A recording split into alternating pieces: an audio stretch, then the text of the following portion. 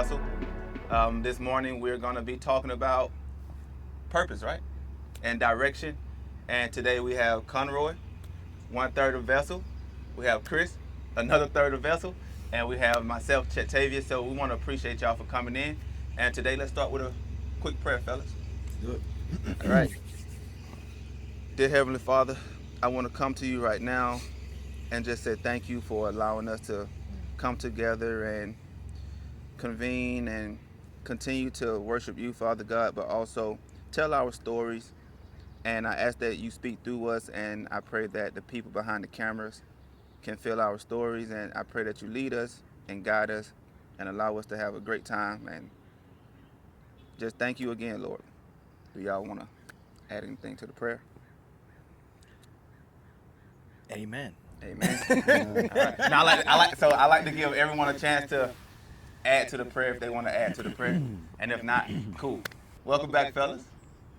All right. It's been a minute. It's been a minute, man. How y'all been? Good, man. Busy. Do y'all want to give like a quick update or? Yeah, let's do it. See where you want to go first? Yeah.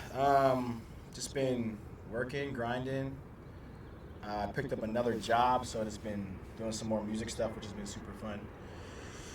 And yeah, trying to hone in with acting. I feel like it's very easy to get distracted with other stuff, and then like you gotta keep putting acting back at the forefront. So it's kind of where I'm at right now. Cool. Great.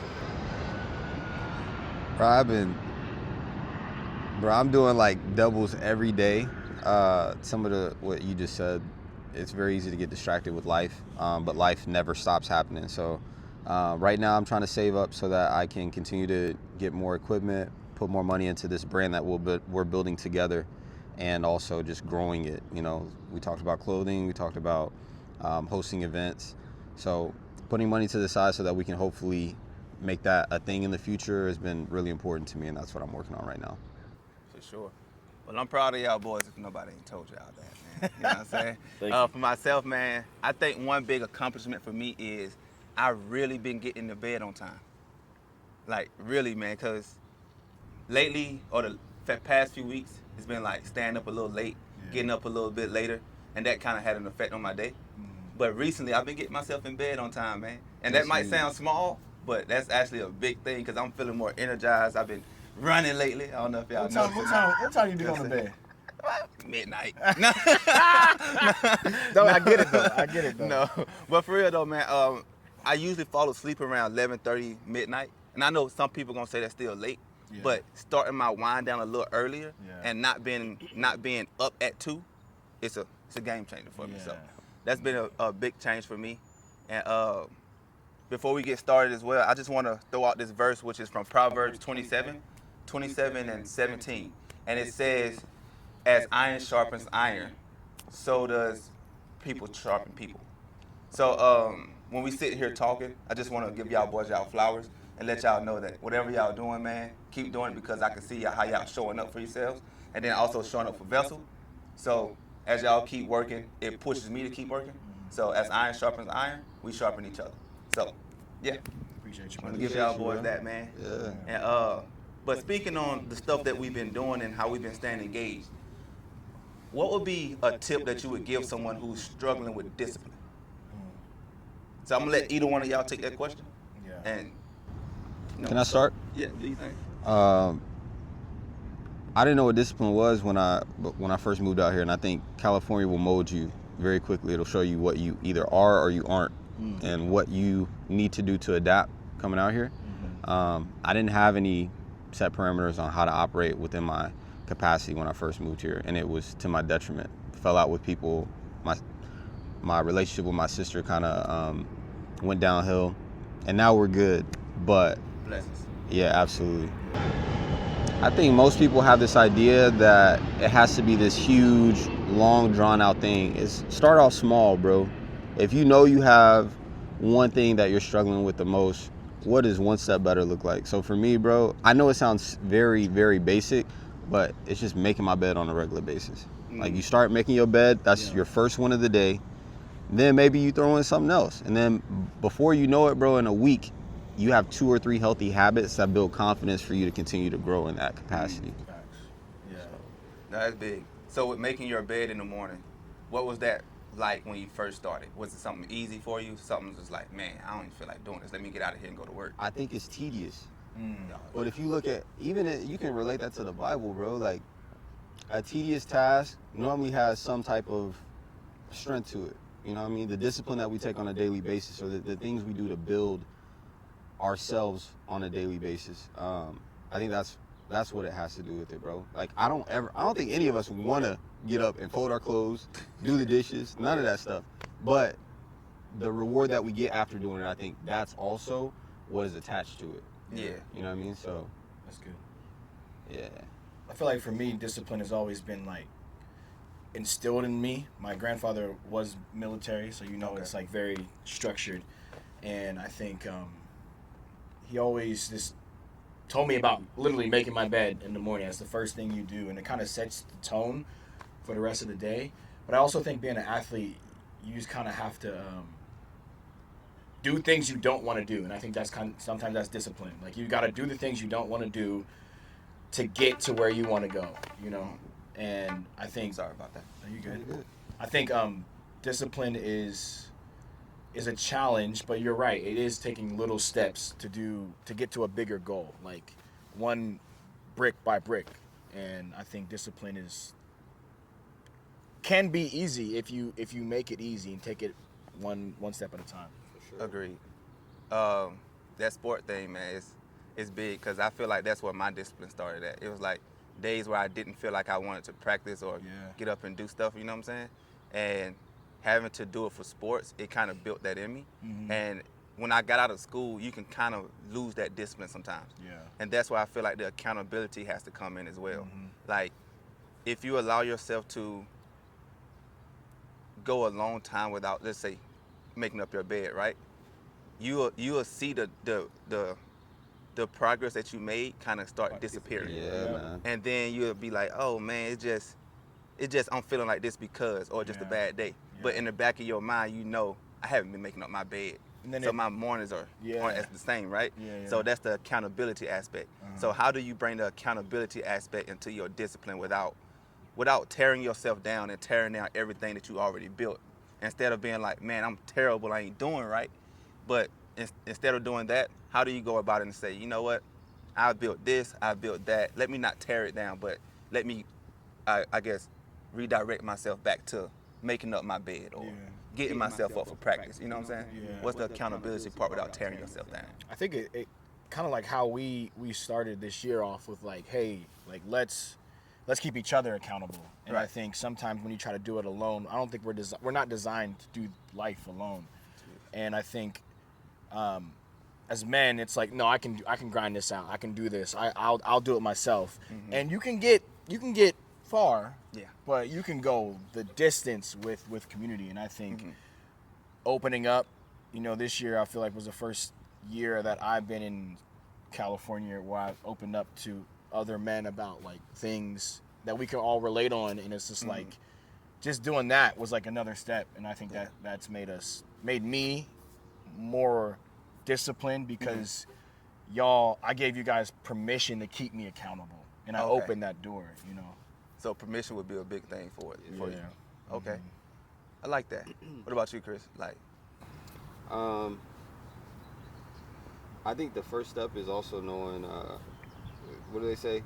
Like, when you have an addiction or whatever the case may be, is like knowing there's a problem. Yeah. A lot of people, bro, I've noticed, I feel like they don't take the accountability aspect of noticing that they are on a downward spiral. Mm-hmm. Mm-hmm. And if you can notice that you're on a downward spiral, there's something you can do about it. Mm-hmm. So going back to what both of you were saying, having my dogs, and sometimes we have uncomfortable conversations, bro. Yeah. Y'all call me out, hey man, you always late. You know what I mean? Like, I'm on time because of y'all. Right. Examples like that, over time, they make an impact on somebody's life, especially someone who wants to do better. Mm-hmm. And I think that's why you have to have your community. So a lot of times the words discipline and accountability is not sexy, and it kind of comes off as militant, Yeah. So I think that's a thing to keep your mind on as well, because it sounds like I have to do this or I want to do that, So I think being conscious of that is something we need to talk about, because how do y'all like keep it from being militant? Because it's so serious all the time. Why can't accountability and discipline have some kind of fun and flair to it? How do y'all add fun? Or if y'all add fun, or is it just militant for y'all? Do y'all stay hardcore with it and just go? Or do y'all do anything fun or keep y'all upbeat when it comes to discipline and accountability? I'll take it. Well, I'll go first. My homeboy sent me a video, and he calls it the villain alarm. And I think I sent it to you too, bro. I don't think I sent it to you, but anytime I have like a young blood who I'm actually trying to have a conversation with and help him on his path, I send it to him. And basically, it's about making life a video game. So the context is every superhero has a villain. Batman, Spider-Man, and if you look at their story, it's pretty challenging. So Batman lost his parents. Spider-Man lost Aunt May. Shoot, he lost Mary Jane several times. So there's hardship that's going to happen in your life regardless of your situation. The fun part is supposed to be you finding the best version of yourself and saying, what is he doing right now that I'm not? So if me and you were direct competitors, right. We have clones, right? Right. I'm going to name my alter ego. You going to name yours. My alter ego, my first one, his name was Nico, bro. And Nico was putting hands on me every week. Nico got up at 6 a.m. He went to the gym every day. He stayed hydrated, drank a gallon of water. Like, these were things that I was marking off on a list. And until I was able to do the same, Nico had a chokehold on me. Bro, after you're supposed to recalibrate every 8 weeks, by the 7th week, bro, I think Nico had like 2 things that was really still getting to me. But that list not only is a target for you to hit, but it's a way for you to gauge where you're at right now and the pitfalls that you're having. I think that's what it is, being so specific with what's going on and knowing where you're at and where you need to be. Yeah. You make it fun, bro. Yeah. We're all on this journey together. We all, like you said, we can relate, bro. We all have hardships that we go through, family dynamics, finances. Yeah. What can I do right now that can make this as least miserable as possible? Right. Has been the question for me, and that's really helped me out. So. Yeah, I like that. I Nice. like that a lot. So you create your own villain. Yeah, your own villain. Yep. But also, it's almost like not like a superhero, but someone you look up to, because that person is who you're trying to aspire to be. Absolutely. Or were you in this villain that you created? Were you once that person who was drinking that water, that gallon of water, who was? Oh, you haven't reached that point yet, so you're okay. Cool. Your villain. So they say, you know how they say like you're in competition with yourself. Right. This is the prime example of that. So Nico, like I said, everything that I'm falling short on, he's doing right now. So where am I misstepping, and what do I need to adjust? Because I don't look at my competition with Will Smith. I'm not Will Smith. Right. Or Channing Tatum, Michael B. Jordan, none of those guys. Maybe I aspire to be have some of the tendencies or the traits that they have, but I don't know them personally, you know? So Nico, I know right now, I want to be a man of God. Nico's in his Bible every day. He's in church on Sunday, on time, not coming 20 minutes into worship, you know what I mean? Like I said, I think that's so much easier to gauge because so many people don't know where to start, bro. Right. It almost seems like Nico is your superhero and you're the villain almost. You know what I mean? Yeah. Absolutely. Yeah. Yeah. Nice.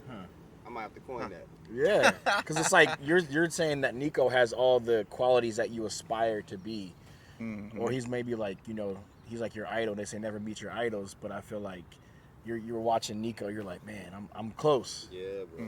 You know, that's cool. I like that. So I got a question along with that too, kind of separate, but I was looking at finances last night actually, and I came across this saying or this verbiage, and it said the younger you protected the older you, the older version of yourself, right? And I was thinking about it because I thought back to when I was in boot camp, and I opened up a savings account where I was putting like $100 in per month, right? And that may seem small, you know, but back then it was like I didn't realize that $100 would compound to then $200 and then $300 a month, right? And I didn't know back then that would be a thing where, oh man, I need this savings account now. And it kind of protected me where I'm at now, or when I did use it, the younger me protected the older me in that position, you know? Yeah. Not realizing that the older me would need that. Yeah. So I know oftentimes we kind of go back to like where I'm at now, trying to protect the younger self. It's like the older us kind of closes doors for the younger one, but the younger one protects the older one by putting things in place now. So how are you protecting the next version of Conroy or the next version of Chris? Like when Chris is 40, Conroy is 40, what are y'all doing now to protect the older version of yourselves? That's a good question. I feel like what I'm trying to do now is protect my mental health and finding things that bring me joy outside of career. Okay. And I think that has been something that I value, because when you were talking about, how do you not make those things militant, with discipline and accountability. To me, sometimes I feel like it needs to be, but I think that does make it harder. Right. But I think finding other things that bring me joy, being around people who I love, who love me, I think that's ways I'm trying to protect and open doors for the older me. Okay. That I'm not looking back and being like, dang, why didn't I do this? Why didn't I? And then I'm like in my 40s and my mental health is in shambles. Like I don't want that. So I think protecting my mental health for sure. Okay. That's a big one. Yeah. Because, starting now, then when you are 40, it's like, man, I'm happy how old are you? 34. 34. It's like, I'm happy I'm 6 years in on my mental health and protecting my mental health, opposed to waiting till later and expecting everything to be together at that point in time. You start now, and then you grow, and then once you get to those 40s, it's not like a thing of starting. It's like, no, you've been building this. So I think starting that now is a beautiful thing, bro. I was listening to Gary Vee yesterday. I was at work listening to his podcast, and he was having a conversation about a woman starting her business. And I got a quick story, but it's all gonna run together. And the story was, he was saying that a lot of people feel like they're too old to start a business, or like whatever they're trying to do, they should have did like 10, 15 years ago. Well, you know the saying, like, the best time is now. Well, the best time was yesterday. The second best time is now. But I bring that up because he said, if any of you get a chance, I highly suggest you go to like what is it called? Like a senior living. Oh yeah. He said, bro, if you ever get a chance, work at a senior living place and just go there and donate like five hours of your time. A lot of those people have crazy stories to tell, but also one of the things that you always say, women specifically will say, I let this person get away, or I didn't go for this dream, and now they're on their last years and they regret that. Bro, I never want to be that person again. Yeah. So with this is it for me, bro. Building this with my best friends. I always say that, but bro, I love y'all, man. Like, y'all my only people out here, dog. I'm talking over family. I got like 2 to 3 close friends, and y'all know them. My lady and y'all.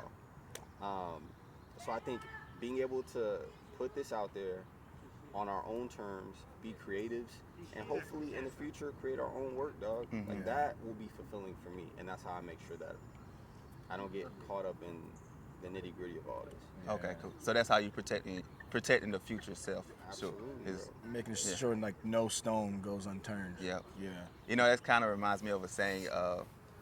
I had a friend. He said, imagine when you are on your deathbed, the person that comes to visit you is the person you could have been.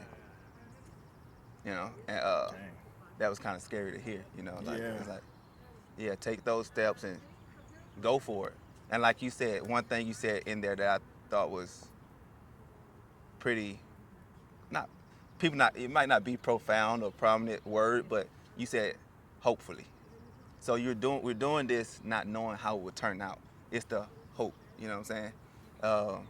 And I think that's something that a lot of people need to hear, that you don't know how things are gonna turn out. You can have A, B, C, all the way through Z planned out, and it not turn out the way you want it to turn out. And you could just have something you just start and go for it, and it turns out. So you don't know how things are going to turn out. Everything is a hopefully until it's fulfilled. That's good. So I think that's a good thing that both of y'all mentioned. Yeah. But with that alone, how do you keep the faith? Because I know we're all men of the cloth, right? How do y'all keep faith and what is your faith to you? I think, especially this life that we're living, where literally nothing is guaranteed. Yeah. Whether it's our specific lives with acting and our careers, or just life, like nothing is guaranteed. I think how I keep my faith is I know what God has created me to do. You know, to connect people, to bring joy to people, and I get to do that through every aspect of my life currently, and I just want to continue to do that.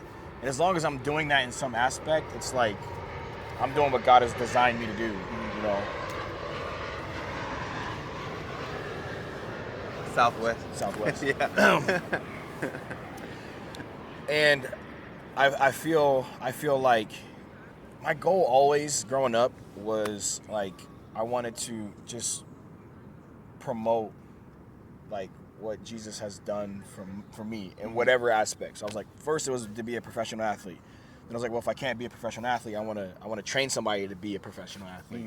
And I was like, well, I actually want to act, and I want to be able to, you know, do what I do in like all aspects. And I feel like how I've kept my faith in that is that like bringing God in that and not trying to keep these things separate. It's like, no, he's part of this. He's a part of fitness. He's a part of acting. He's a part of music. And it's like, as long as like he's with me throughout it, it's easy. It's easy to keep my faith and keep hope.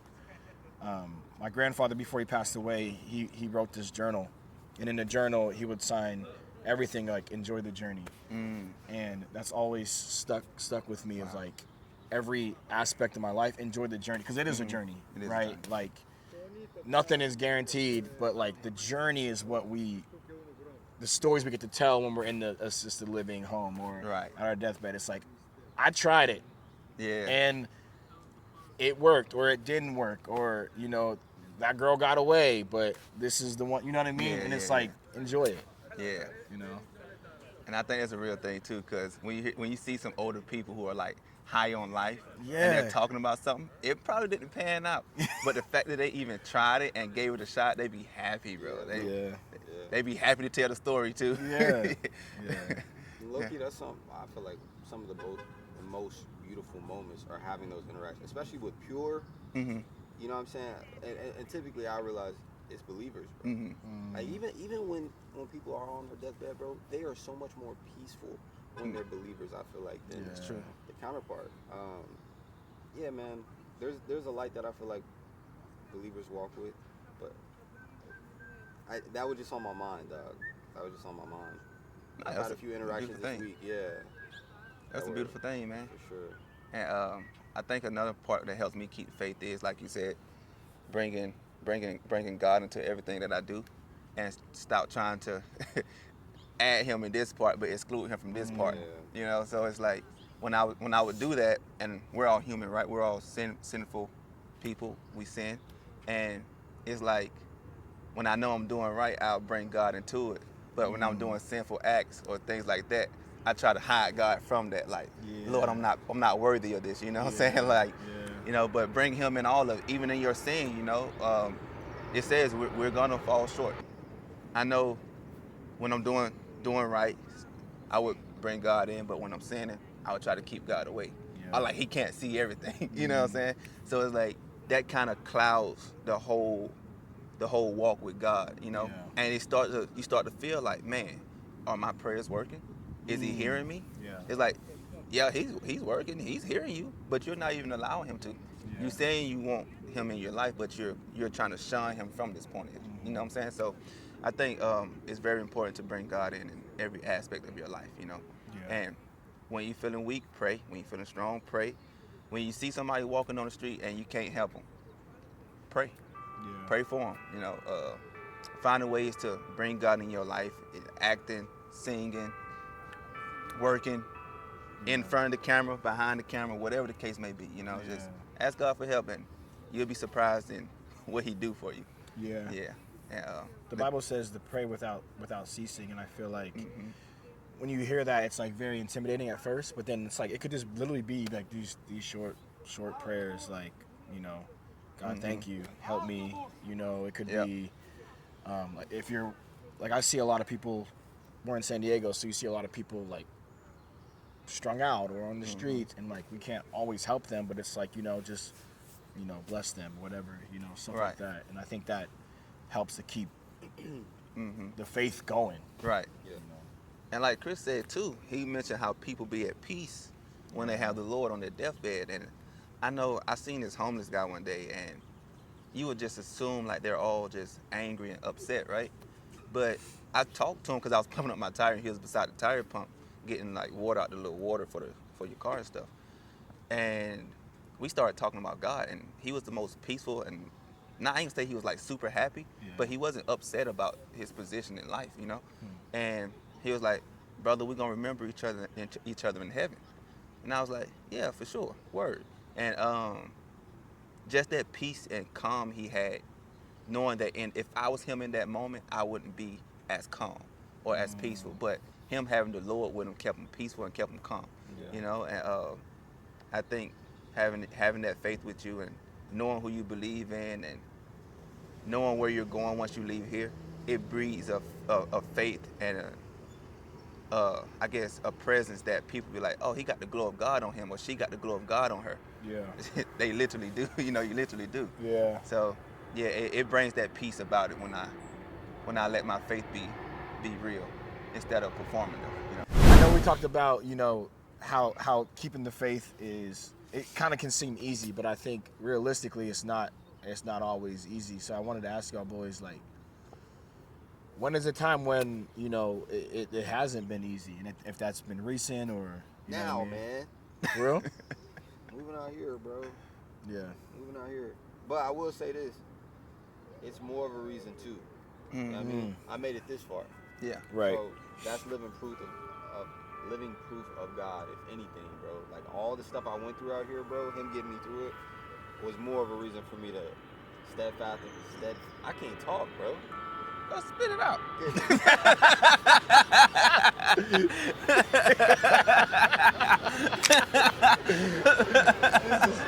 Simple as that. You can't get it together. Get it together. Bruh. It's been more of a testament of His power, man. And also, like, I always think about y'all, bro. Like, the fact that y'all, the way y'all came into my life, bro. Perfect example. I met you in class, bro. And I tell the story all the time, bro. The first time I met Chet, I was like, "You my nemesis." I told him that. I had slapped. no, I'm playing. And I had this goal. I was like, man, I don't know why. Something about dude, like, I feel like I need to be friends with him. We hit a workout one day, bro. We've been cool ever since. Yeah. To the point where I was hitting him up more often. I'm like, hey, bro, what's the next workout? And then you, bro, I remember when we first met, there were two people who had like a lasting impression. You and Maddie. Both of y'all. Maddie always, since day one, good people, solid, never strayed away from anything. And then you. And then over time, we see each other at premieres, events. We be on the same films. And that, I feel like that relationship grew. Yeah. And then this year, bro, I really feel like we solidified it when we had this meeting. You know what I mean? Just being on the same path, really being rooted in our faith, and then saying, how can we implement this into a way where we all benefit from it? And here we are. Mm-hmm. So, Word. Appreciate the kind words, brother. absolutely. Thanks for spitting it out. Yeah. That's crazy. That's a crazy line. That's crazy. We'll cut that one. Anyways. No, keep it. Some people just got to see you spit it out, brother. Wow. But Resume. Man, growing up, like watching my mom, my grandma, man, we didn't always have everything that you would want in a situation, whatever the case may be. And not just my mom and my grandma, but honestly my whole family growing up, my brothers, my cousins, my aunties, man, or anybody from where I'm from, man. It's like when you didn't have, you still found a way. You know, it was never a time we didn't find a way. Right. You know, you may be hungry at some point, but you didn't starve. You know what I'm saying? Yeah. So God always came through no matter what, man. Even when money was short or you feel like no one's around. So growing up seeing that and seeing how they stayed the course and they didn't give up and they always showed up, even now as an adult, and when you have money problems or you're struggling financially and work just aren't covering the bills like you think they would, and we don't have kids. Now you put it into a perspective of like my Just making sure. yeah. You never know, man. Y'all boy done pop something up, man. Know how y'all boy be. No, man. Just wanted to confirm, but No, we good. we haven't checked in a minute. So.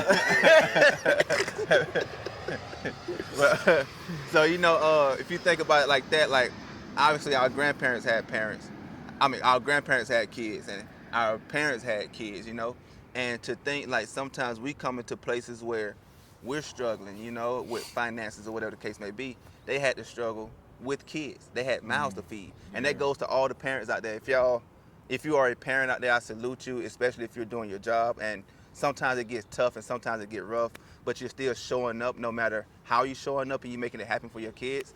I think that shows your kids something that's you don't realize and they don't realize until they get older. Like, man, they really showed up and it was hard, but they still made it happen. We still ate.